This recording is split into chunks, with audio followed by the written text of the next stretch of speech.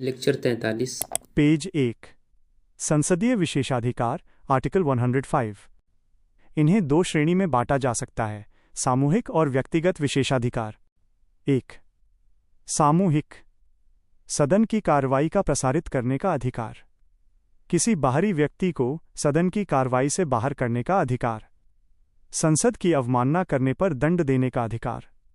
यह दंड विध दंड होता है। गुप्त बैठक करने का अधिकार। 2. व्यक्तिगत, किसी भी सांसद को सदन की कार्रवाई चलने से 40 दिन पहले और 40 दिन बाद किसी भी दीवानी मामले में गिरफ्तार नहीं किया जा सकता। सदन में कही गई किसी भी कथन, चर्चा या घटना के लिए कोई भी सांसद न्यायालय के प्रति जवाबदेह नहीं है। पेज 2. किसी भी सांसद को संसद की कार्रवाई के दौरान किसी भी न्यायालय में गवाही देने के लिए बाध्य नहीं किया जाएगा।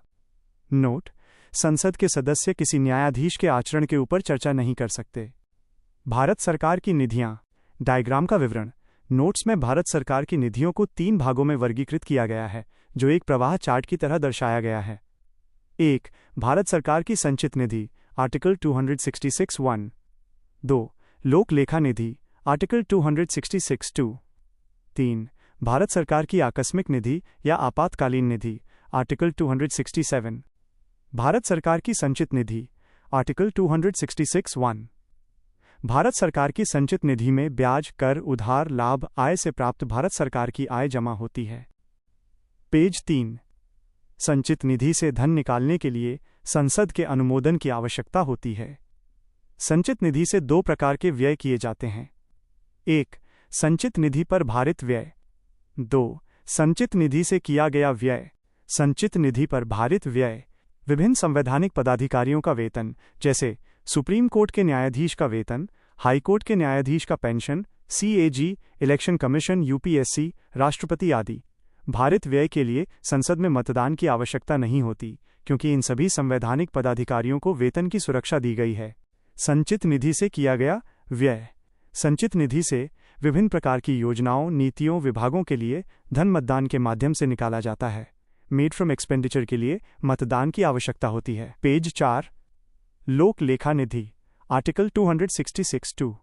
लोक लेखा निधि में जनता का पैसा, जैसे बचत खाते का पैसा, विभिन्न योजनाओं का पैसा, पोस्ट ऑफिस में जमा की गई राशि, FD, PF, ETC का पैसा। लोक लेखा निधि से धन निकालने के लिए संसद के अनुमोदन की आवश्यकता नहीं होती। आकस्मिक निधि, आर्टिकल 267। 1950 में आकस्मिक निधि का संसद के एक्ट द्वारा निर्माण किया गया। ये निधि किसी प्राकृतिक आपदा, मानवीय आपदा या युद्ध में काम आने के लिए बनाई गई है। आकस्मिक निधि में धन संचित निधि से डाला जाता है। इससे धन निकालने के लिए राष्ट्रपति की अनुमति आवश्यक होती है। पेज 5. संसद के अनुमोदन की आवश्यकता नहीं होती निकालने से पहले। धन की निकासी के बाद संसद का अनुमोदन होता है। इस निधि की देखभाल भारत सरकार का वित्त सचिव करता है। धन विधेयक, वित्त विधेयक। धन विधेयक, आर्टिकल 110। धन विधेयक का निर्धारण लोकसभा अध्यक्ष करता है। इसकी परिभाषा आर्टिकल 110 में है। किसी प्रकार का कर लगाना, किसी प्रकार का कर हटाना, कर की दर को कम करना, संचित निधि से धन का विनियोग करना, किसी विषय को संचित निधि पर भारित व्यय घोषित करना, क्या धन विधेयक नहीं है। स्थानीय कर, किसी प्रकार का जुर्माना, लाइसेंस की फी नहीं है। पेज 6. धन विधेयक केवल लोकसभा में पेश होता है, राष्ट्रपति की पूर्व मंजूरी से पेश होता है। राष्ट्रपति धन विधेयक पर अपनी अनुमति दे सकते हैं या नहीं दे सकते, परंतु पुनर्विचार के लिए वापस नहीं कर सकते। अतः निलंबनकारी वीटो का प्रयोग नहीं कर सकते। धन विधेयक पर राज्यसभा की स्थिति। राज्यसभा धन विधेयक को अधिकतम 14 दिन तक रोक सकती है। यदि 14 दिन में पारित नहीं होता तो स्वतः पारित माना जाएगा।